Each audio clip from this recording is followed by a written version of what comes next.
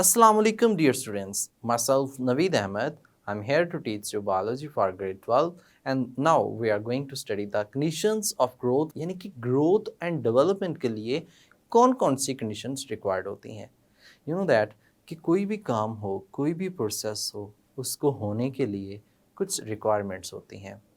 आप ऐसा भी कह सकते हैं कि वो काम जो proceed हो रहा है उसको एक ख़ास किस्म का environment required होता है. अब वो जो इन्वायरमेंट रिक्वायर्ड होता है उसमें बहुत सी चीज़ें शामिल होती हैं. जैसे कि अगर हम एक्सटर्नल इन्वायरमेंट की बात करें तो एक्सटर्नल फैक्टर्स में लाइट है, ऑक्सीजन है, कार्बन डाइऑक्साइड है, वाटर है, न्यूट्रिशंस हैं. ये सारे के सारे रिक्वायर्ड होते हैं फॉर अ प्लांट ग्रोथ और एनिमल ग्रोथ टू. अब सेम एज इट इज़ कुछ बॉडी के अंदर भी होते हैं प्लांट्स के, जैसे कि हार्मोन्स एंड वाइटामिन्स, ये भी रोल परफॉर्म करते हैं. क्वेश्चन इज दैट कि ये कैसे इन्फेक्ट करते हैं, टेम्परेचर कैसे इफेक्ट करता है. इन तमाम को डिस्कस करने के लिए चलते हैं लाइट बोर्ड की तरफ. जी students, we are going to study that what are the conditions required for the growth. मतलब कि ऐसी कौन सी कंडीशंस हैं जिनमें ग्रोथ बहुत इंपॉर्टेंट है. कंडीशंस फॉर प्लांट ग्रोथ भी कह सकते हैं या सिंपल ग्रोथ भी कह सकते हैं. तो ऐसी कौन कौन सी कंडीशंस हैं उनको हमने यहाँ पे डिस्कस करना है. मतलब कि कोई भी ऑर्गेनिज्म है, ऑर्गेनिज्म ज़ाहिर सी बात एक जाइगोट से डेवलप होता है. अब ये बात हमने डिस्कस की है कि ये एक जाइगोट से ही ऑर्गेनिज्म कंप्लीट जो है वो इंडिविजुअल डेवलप होगा. जब एक जाइगोट से एक इंडिविजुअल डेवलप हो रहा है तो इसके अंदर ग्रोथ एंड डेवलपमेंट दोनों काम हो रहे हैं. अब ग्रोथ एंड डेवलपमेंट होने के लिए देयर इज स्पेसिफिक रिक्वायरमेंट्स, यानी कि यहाँ पे हम कहते हैं कुछ सर्टन रिक्वायरमेंट्स होती हैं. उन रिक्वायरमेंट्स को पूरा करना, कुछ कंडीशंस होती हैं जिनको पूरा करना बहुत ज़रूरी है, अदरवाइज ग्रोथ पॉसिबल नहीं होगी. अब ये रिक्वायरमेंट्स कंडीशंस कौन कौन सी हैं. तो स्टूडेंट इसको हम अपनी आसानी के लिए टू में डिवाइड कर लेते हैं. यानी कि एक हम एक्सटर्नल फैक्टर्स की बात कर लेते हैं और एक हम इंटरनल फैक्टर्स की बात कर लेते हैं. यानी कि इनको हम अपनी आसानी के लिए समझने के लिए हम टू में डिवाइड कर लेते हैं. एक ऐसे जो कि एक्सटर्नल फैक्टर्स हैं या फिर एक्सटर्नल कंडीशंस कह सकते हैं, और एक ऐसे हैं जो कि इंटरनल फैक्टर्स हैं या इंटरनल कंडीशंस होती हैं जिनके बगैर ग्रोथ पॉसिबल नहीं होती. कौन कौन से हैं. सबसे पहले हम बात कर लेते हैं टेम्परेचर की, कि यानी कि टेम्परेचर है जिसके बगैर सर्वाइवल नहीं है. खास रेंज होती है. पढ़ते हैं कैसे. टेम्परेचर के बाद हमारे पास आता है लाइट, लाइट के बाद ऑक्सीजन, ऑक्सीजन के बाद carbon dioxide, carbon dioxide, carbon dioxide के बाद इसमें आ जाता है वाटर, वाटर है, न्यूट्रिशंस यानी कि न्यूट्रिएंट्स जो होते हैं वो चाहिए होते हैं. इंटरनल फैक्टर्स की बात की जाए तो इंटरनल फैक्टर्स में हार्मोन्स, हार्मोन्स, विटामिन्स ये शामिल होते हैं. यानी कि हार्मोन्स और विटामिन्स जो हैं ये बहुत इंपॉर्टेंट फैक्टर्स जो हैं वो काउंट होते हैं. अब हम इन तमाम को वन बाय वन डिस्कस करते हैं. जैसे कि सबसे पहले टेम्परेचर आ जाता है. अब देखिए टेम्परेचर आता है एक्सटर्नल फैक्टर्स के अंदर. बात यह है कि टेम्परेचर जो है किस तरह से इफ़ेक्ट कर रहा होता है. ये बात तो आप जानते हैं कि जैसे जैसे टेम्परेचर राइज अप होता है रेट ऑफ रिएक्शन भी क्या होता है, ज़्यादा होता है. और टेम्परेचर कम होता है तो रेट ऑफ रिएक्शन भी क्या होना शुरू हो जाता है, कम होना शुरू हो जाता है. मतलब ये मेटाबॉलिक रेट जो होता है वो उसको इफ़ेक्ट कर रहा होता है. अब देखिए जो प्रॉपरली रेंज है ना वो हम कहते हैं 0 degree Celsius to 35 degree Celsius तक जो है वो नॉर्मली मौजूद है. लेकिन इसके अंदर वेरिएशंस हैं. यहाँ पे हम कहते हैं जो लीस्ट यानी कि आप ऐसे कह सकते हैं मैक्सिमम है. मैक्सिमम जिसमें टेम्परेचर जो है वो या हाई कह सकते हैं जिसमें टेम्परेचरली प्लांट जो हैं वो सर्वाइव कर सकते हैं, that is up to 40 degree Celsius. यानी कि इसकी जो रेंज है वो 30 degree Celsius to 40 degree Celsius तक जो है वो मैक्सिमम, या फिर आप ऐसे कह सकते हैं कि हाई टेम्परेचर जो है इस पे प्लांट की ग्रोथ स्टॉप होने के करीब करीब होती है. जबकि अगर हम मिनिमम की रेंज देखें, जो मिनिमम रेंज है जिसमें प्लांट जो है वो सरवाइव कर सकता है, वो मिनिमम रेंज जो है वो हमारे पास 5 टू 10 डिग्री सेल्सियस है, 5 टू 10 डिग्री सेल्सियस है। अब ये तो है, हम कह सकते हैं लो टेम्परेचर, जिसमें प्लांट जो है वो अपनी ग्रोथ जो है वो शो कर सकता है, इस पे भी कर सकता है, या फिर अल्टीमेटली आप ऐसे कह सकते हैं यहाँ पे आके स्टॉप हो जाती है। लेकिन एक बात आप जानते हैं कि कैसा टेम्परेचर होता है जिसे हम ऑप्टिमम के नाम से मेंशन करते हैं। ऑप्टिमम टेम्परेचर तो ऐसा टेम्परेचर होता है जहाँ पर बेस्ट रेट ऑफ ग्रोथ जो है वो हो रही होगी। आप ऐसा कह सकते हैं कि बेस्ट मेटाबॉलिक एक्टिविटी होती है, और बेस्ट मेटाबॉलिक एक्टिविटी होने की वजह से यहाँ पे ग्रोथ की रफ्तार जो है वो बेस्ट तरीन होती है। अब ये जो टेम्परेचर है वो कितना है, that is 25 degree Celsius to 30 degree Celsius, ये इतना मौजूद होता है। मतलब कि ये MCQ 5 से बहुत इंपॉर्टेंट है, लाइक दैट कि इनकी जो रेंज जिसमें टेम्परेचर प्रॉपरली सर्वाइव कर सकता है वो कितना है, मैक्सिमम रेंज कहाँ तक जा सकती है, मिनिमम रेंज कहाँ तक है, और ऑप्टिमम टेम्परेचर की बात करें तो ऑप्टिमम टेम्परेचर जो है वो प्लांट ग्रोथ के लिए कितना होता है और वो कैसे है। नेक्स्ट फैक्टर हमारे पास आता है लाइट। अब नेक्स्ट फैक्टर की बात करें तो दैट इज लाइट। अब ये बात तो आप जानते हैं, लाइट जो है प्लांट्स के लिए बहुत इंपॉर्टेंट होती है, क्योंकि लाइट के बगैर प्लांट फोटोसिंथेसिस ही नहीं कर सकते, और उनकी ग्रोथ क्या होगी, बिल्कुल भी नहीं होगी। अब लाइट तीन तरह से इफेक्ट कर रही होती है, यानी कि लाइट की अगर बात की जाए तो ये 3 वेज हैं जिसमें लाइट जो है वो इफेक्ट कर रही है। एक हम कहते हैं उसकी इंटेंसिटी है, कि कितनी इंटेंसिटी में लाइट पड़ रही है। फिर हम कहते हैं लाइट की जो क्वालिटी है वो कैसी है, क्वालिटी ऑफ लाइट, यानी कि लाइट किस किस्म की है, कौन सी है, टाइप कौन सी है, उसके अंदर वेवलेंथ कौन सी है। फिर ये भी आता है कि लाइट का ड्यूरेशन क्या है। ये तीनों चीज़ें डिफरेंट तरह से प्लांट की ग्रोथ में अफेक्ट हो रही होती हैं। चलें बात करते हैं इंटेंसिटी की। जब हम बात कर रहे हैं इंटेंसिटी की, तो आप ये बात तो जानते हैं कि जैसे ही लाइट की इंटेंसिटी ज़्यादा होगी, इंटेंसिटी इंक्रीज होगी, रेट ऑफ ग्रोथ भी क्या हो जाएगा, इंक्रीज हो जाएगा। यानी कि हम कहते हैं ये डायरेक्टली प्रोपोर्शनल है according to rate of growth of plant. तो जैसे जैसे इंटेंसिटी इंक्रीज होगी, rate of growth of plant भी क्या होगा, इंक्रीज होगी। क्वालिटी की बात करें तो क्वालिटी में हमने कहा कि डिफरेंट वैरायटी मौजूद होती है, क्वालिटी में डिफरेंट वैरायटी मौजूद होती है। अब ये जो क्वालिटी है इसमें दो तरह की लाइट्स, तीन तरह की लाइट्स जो हैं वो हम डिस्कस करते हैं। सबसे पहले रेड लाइट है। अब ये जो रेड लाइट होती है that is responsible for sale elongation, मतलब ये सेल्स को लेंथी इंक्रीज करवाने में, उसको इलोंगेट करवाने में इन्वॉल्व होती है। यानी कि सेल्स का साइज इंक्रीज करवाना वो किसका काम है, रेड लाइट का काम होता है। जबकि ब्लू लाइट जो इसमें मौजूद होती है, यानी कि नॉर्मली हम बात करें जो ब्लू लाइट होती है, blue light that is responsible for enhancing cell division, यानी कि ये इसको इंक्रीज कर रही होती है, increase cell division, that increase cell elongation and that increase cell division, ये सेल डिवीजन को इंक्रीज करने में इन्वॉल्व होती है। लेकिन एक बात याद रखिएगा, दो लाइट्स जैसे कि एक यूवी रेज यानी कि अल्ट्रावायलेट रेज, और दूसरी जो आती हैं इसमें ब्लू लाइट आती है, ब्लू लाइट, ये दोनों दिस बोथ इनहिबिट और रिटार्ड सेल इलोंगेशन। रिटार्ड कह सकते हैं यानी कि स्टॉप करती हैं, कम करती हैं, या फिर हम ऐसे भी कह सकते हैं कि that will inhibit cell elongation, ये सेल इलोंगेशन जो है उसको क्या कर रही हैं, इनहिबिट कर रही हैं। तो ये एक इम्पॉर्टेंट जो है वो MCQ आता है, इसमें पूछा ये जाता है कि रेड लाइट जो है इसका रोल क्या है, ब्लू लाइट क्या परफॉर्म करती है, जबकि यूवी रेस और ब्लू लाइट्स जो है वो सेल इलोंगेशन पे इसका क्या इफेक्ट होता है, ये भी इसमें पूछा जा सकता है। तो अभी हमने दो पॉइंट्स डिस्कस किए, इंटेंसिटी और क्वालिटी। अभी जो हम नेक्स्ट डिस्कस करने लगे हैं that is duration, that is duration.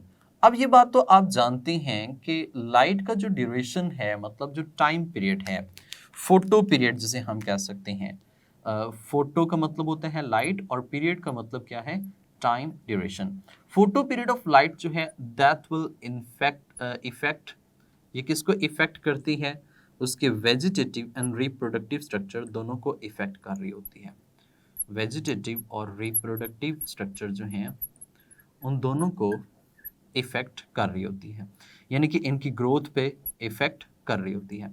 इधर आप ऐसा कह सकते हैं कि अगर हम जस्ट फ्लावरिंग की बात करें तो या तो ये फिर जो है वो फ्लावरिंग को इंड्यूस कर देते हैं, या फिर ये फ्लावरिंग को क्या कर देते हैं? इनहिबिट कर देते हैं, स्टॉप कर देते हैं। तो दोनों तरह की इनके अंदर क्वालिटीज जो हैं वो मौजूद होती हैं। That is depends upon the duration of the light, कि वो कितना ड्यूरेशन, कौन सी लाइट जो है वो कितने टाइम पीरियड तक उस पर मौजूद होती है। तो इसमें ये जो टाइम ड्यूरेशन का इफेक्ट होता है, यानी कि फोटो पीरियड, लाइट ड्यूरेशन का प्लांट की ग्रोथ के ऊपर वेजिटेटिव रिप्रोडक्टिव स्ट्रक्चर पे इफेक्ट होता है, that can be known as photoperiodism, जिसे हम फोटो पीरियडिज्म जो है वो कहते हैं।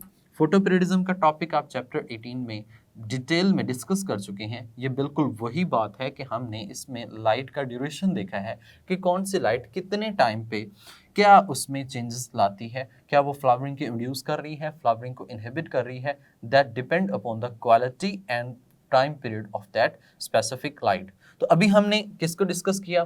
टेम्परेचर को और लाइट को। फर्दर कंपोनेंट्स को डिस्कस करने के लिए हम चलते हैं नेक्स्ट लाइट बोर्ड की तरफ। डियर स्टूडेंट्स, हमने डिस्कस किया टेम्परेचर और लाइट को। अभी हम डिस्कस कर रहे हैं next factor, that is oxygen. अब देखिए, क्या ऑक्सीजन के बगैर प्लांट का सर्वाइवल है? बिल्कुल, answer is that no. Why?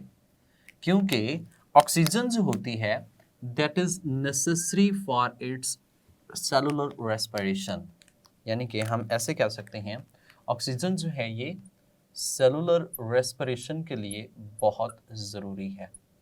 अगर ये होगी तो सेलुलर रेस्पिरेशन होगी और उसको क्या मिलेगा? एनर्जी मिलती जाएगी। और अगर तो ये ऑक्सीजन नहीं है, there is no cellular respiration, there is no energy. तो हम यहाँ पे ऐसे कह सकते हैं that is essential for growth, that is essential for growth. ये ग्रोथ के लिए बहुत ज़्यादा इसेंशियल है, इम्पॉर्टेंट है। Without oxygen the plant cannot grow, plant जो है वो ग्रो नहीं कर सकता। इवन कि आप ऐसे बात करें, एक सीड जो है वो भी जर्मिनेट नहीं कर सकता, क्योंकि उसको एयर कंटेंट में ऑक्सीजन की requirement, cellular respiration, cellular activity to get energy in the form of ATP, that is most important. ये मोस्ट इंपॉर्टेंट रिक्वायरली होती है। तो अगर ऑक्सीजन नहीं है, there is no oxygen, if there is no oxygen, oxygen नहीं है, देन हम कह सकते हैं नो ग्रोथ, तो उसमें ग्रोथ भी पॉसिबल नहीं होगी। नेक्स्ट फैक्टर आता है कार्बन डाइऑक्साइड का। अब देखिए, कार्बन डाइऑक्साइड आप जानते हैं कि जैसे ही प्लांट थोड़ा सा ग्रो कर जाता है तो उसने अपनी फोटोसिंथेसिस परफॉर्म करनी होती है, और फोटोसिंथेसिस में जो एज रॉ मटेरियल के तौर पे यूटिलाइज होता है दैट इज कार्बन डाइऑक्साइड। ये आप ऐसे कह सकते हैं कि एक रॉ मटेरियल के तौर पे यूटिलाइज हो रहा है। अब जो कार्बन डाइऑक्साइड है ये भी दो तरह से है। अगर तो हम कहें कि इसका कंटेंट इंक्रीज हो रहा है, पहले तो हम ऐसे कह सकते हैं कि इसका कंटेंट बहुत लो है, सो नो ग्रोथ, ग्रोथ नहीं होगी। जैसे ही इसका कंटेंट इंक्रीज कर रहा है और इंक्रीज करके अप टू मॉडरेट तक रहता है, मतलब इसकी जितनी रिक्वायरमेंट है उतना तक रहता है, there will be proper growth. उस वक्त हम कहेंगे कि प्रॉपर ग्रोथ जो है वो उनमें हो रही होती है।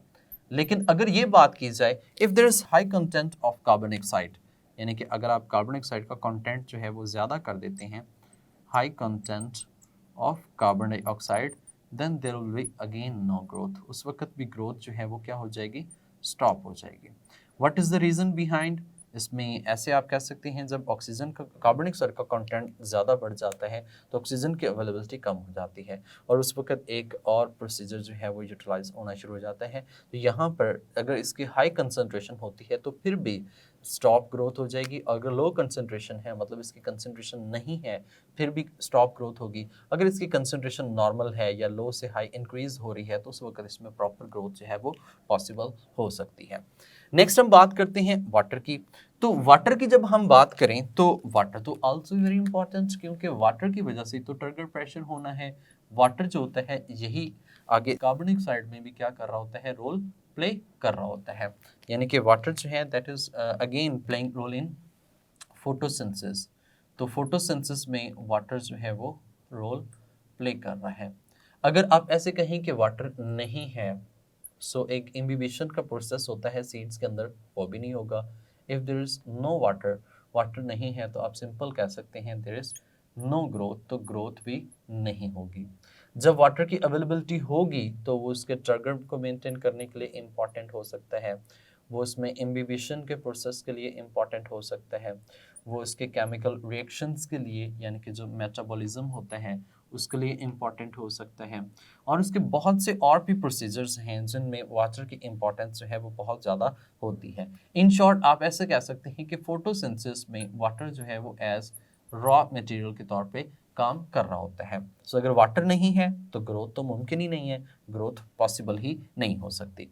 नेक्स्ट कंपोनेंट जो है वो न्यूट्रिशन है। न्यूट्रिशन में आप बात करते हैं न्यूट्रिएंट्स की। देखिए, न्यूट्रिएंट्स तो आप जानते हैं कि जिनसे हम एनर्जी लेते हैं, एक तो वो न्यूट्रिएंट्स हैं, और दूसरे न्यूट्रिएंट्स जैसे कि पोटाशियम है, मैग्नीशियम है, फास्फोरस है, सल्फर है, नाइट्रोजन है, ये ऐसे हमारे पास न्यूट्रिएंट्स कंसीडर किए जाते हैं। अब ये न्यूट्रिएंट्स की अगर डेफिशिएंसी होगी तो सर्टेन स्ट्रक्चर्स जो हैं वो डेवलप नहीं हो पाएंगे। यानी कि if there is deficiency of certain nutrients, if there is deficiency of certain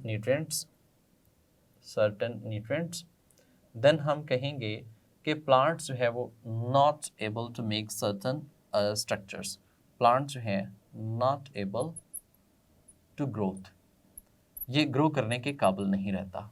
क्यों नहीं रहता? क्योंकि हम ऐसे कह सकते हैं कि नो प्रॉपर स्ट्रक्चर या सर्टन स्ट्रक्चर जो हैं वो इसमें डेवलप नहीं हो सकते। No structure, certain structures form are develop like that. अगर ये बात की जाए, if there is no magnesium, अगर मैग्नीशियम नहीं है तो आप जानते हैं कि मैग्नीशियम जो होता है that is necessary for chlorophyll, ये क्लोरोफिल के लिए ज़रूरी होता है। तो अब जब मैग्नीशियम ही नहीं है, ये न्यूट्रिएंट ही अवेलेबल नहीं कर रहे, तो क्या प्लांट क्लोरोफिल बनाएगा? बिल्कुल भी नहीं बनाएगा। सो न्यूट्रिशन जो है, न्यूट्रिएंट्स जो हैं वो बहुत एसेंशियल हैं फॉर इट्स ग्रोथ, वो इसकी ग्रोथ के लिए बहुत ज़रूरी होते हैं। अगर कोई डेफिशिएंसी होती है तो इनको स्पेसिफिक डिजीज़ हो जाएगी, और वो डिजीज़ जो है वो इन प्लांट की ग्रोथ को स्टंट कर देगी, रोक देगी। नेक्स्ट बात करते हैं इंटरनल फैक्टर्स के, और इंटरनल फैक्टर्स में हम डिस्कस कर लेते हैं हार्मोन्स को। बात करते हैं हार्मोन्स के। अब देखिए, हार्मोन्स जो हैं वो भी इनकी ग्रोथ को क्या करते हैं? इन्फ्लुएंस करते हैं। मतलब इनकी ग्रोथ पे इनका इफेक्ट जो है वो प्रॉपर तरीके से होता है। अब एक हार्मोन की एग्जांपल लेते हैं, जैसे कि IAA एक उसका शॉर्ट फॉर्म है, और इसको हम इंडोल 3 एसिटिक एसिड के नाम से मेंशन करते हैं। Indole 3 acetic acid. अब ये जो इंडोल 3 एसिटिक एसिड है, अब ये सेल्स पे इफेक्ट कर रहा है। सेल्स पे क्या इफेक्ट कर रहा है कि उनकी ग्रोथ, यानी कि उनमें हम कह सकते हैं इलोंगेशन ऑफ सेल जो है उसमें इन्वॉल्व हो रहा होता है, सेल्स को इलोंगेट करवा रहा होता है। तो इस तरह से सर्टन और भी हार्मोन्स होते हैं जिनमें हम कह सकते हैं साइटोकाइनिन्स हैं, ऑक्सिन्स हैं, इस तरह से इथीन होता है। फर्दर और भी हार्मोन्स जो हैं वो मौजूद होते हैं, और ये डिफरेंट हार्मोन्स डिफरेंट पार्ट्स पर एक्ट करके उनकी ग्रोथ में इन्वॉल्व होते हैं। If there is no hormone there is no growth, तो ग्रोथ उसमें पॉसिबल नहीं होगी। अब नेक्स्ट कंपोनेंट जो है वो है विटामिन। ये हमारे पास आ जाता है विटामिन। अब विटामिन जो हैं दीज आर ऑर्गेस्मिक कंपाउंड, ये जो होते हैं ऑर्गेस्मिक कंपाउंड्स होते हैं, यानी कि प्लांट इसे खुद डेवलप कर रहा होता है। समटाइम उसे एनवायरनमेंट से भी कुछ विटामिन होते हैं वो लेने होते हैं, लेकिन एनवायरनमेंट खुद प्लांट जो है वो खुद इसे ग्रो करता है। अब देखिए, अगर आप प्लांट को अगर आप लाइट में ग्रो करवाते हैं, सो ये क्या कर लेगा? इनको डेवलप कर लेगा, और जब डेवलप कर लेगा तो प्रॉपरली ग्रोथ जो है वो उसमें इंक्रीज होगी और ग्रोथ होती रहेगी। लेकिन अगर हम प्लांट को ग्रो ही डार्क में करवाएं, अंधेरे में करवाएं, तो इट विल नॉट डेवलप, तो उसमें ये विटामिन जो हैं वो डेवलप नहीं होंगे। जब विटामिन्स डेवलप नहीं होंगे तो उनमें ग्रोथ भी पॉसिबल नहीं होगी। तो इसका मतलब कि जो इंटरनल कॉजेज़ हैं जिसमें हमने बात की हार्मोन्स की, और फिर हमने बात की विटामिन्स की, these are also very important for the proper growth of the plant. ये भी proper growth of the plant के लिए बहुत इंपॉर्टेंट होते हैं। अगर तो ये मौजूद होंगे तो प्लांट प्रॉपरली ग्रो कर सकेगा, अदरवाइज प्लांट में ग्रोथ जो है वो पॉसिबल नहीं होगी। जी स्टूडेंट्स, उम्मीद करता हूँ कि लेक्चर का हर पॉइंट आपको बहुत अच्छे से समझ आया होगा और आपको ये बात भी समझ आ गई है कि अगर टेम्परेचर 35 टू 40 तक पहुँच जाता है उस वक्त प्लांट की डेथ होना शुरू हो जाती है, यानी कि ग्रोथ स्टॉप हो जाती है। सो ऑप्टिमम ग्रोथ कितने टेम्परेचर पर होती है? 25 टू 30 डिग्री सेल्सियस। अब ये टेम्परेचर ऐसा है जिसमें ग्रोथ बेस्ट तरीके से होनी है, तो इसका मतलब टेम्परेचर बहुत इंपॉर्टेंट है। सेम लाइट की बात करें तो लाइट में भी कुछ फैक्टर्स हैं, जैसे कि यूवी रेज तो उसकी ग्रोथ को स्टॉप कर देती है, यानी कि उसकी इनहिबिशन एलोंगेशन को स्टॉप करती है। तो ये तो बड़ा एक नेगेटिव इफेक्ट है। बिल्कुल ऐसा ही है। फोटोपीरियडिज्म आल्सो हैव इन्वॉल्वमेंट, इस तरह से इंटेंसिटी भी रोल प्ले करती है। सेम अगर हम अदर फैक्टर्स की बात करें, ऑक्सीजन, कार्बन डाइऑक्साइड, तो this are also necessary for the growth of the plant. Hormones and vitamins, these are also important.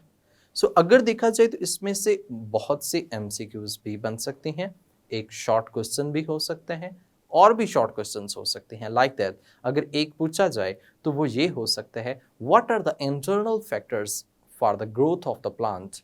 Growth of plant के लिए इंटरनल फैक्टर्स कौन कौन से हैं? तो यू नो दैट, एक तो हमने वाइटामिन की बात की है, दूसरा हमने हार्मोन्स की बात की है। Mean to say they have ability to excite the plant development, plant के अंदर सेल्स के डेवलपमेंट ग्रोथ को एक्साइट करने में इन्वॉल्व होते हैं। तो ये एक कंप्लीट लॉन्ग क्वेश्चन भी कंसिडर होता है। सो नेक्स्ट पॉइंट जो हम डिस्कस करेंगे that is differentiation. Mean to say कि नई चीज़ें जो हैं वो कैसे डेवलप होती हैं, और डिफरेंशिएशन का कॉन्सेप्ट बहुत इंपॉर्टेंट है, इसको अभी से समझना। तो इसको समझने के लिए हम नेक्स्ट लेक्चर में चलेंगे। तब तक के लिए मुझे इजाज़त दें, अपना ख्याल रखिएगा। अल्लाह हाफिज़।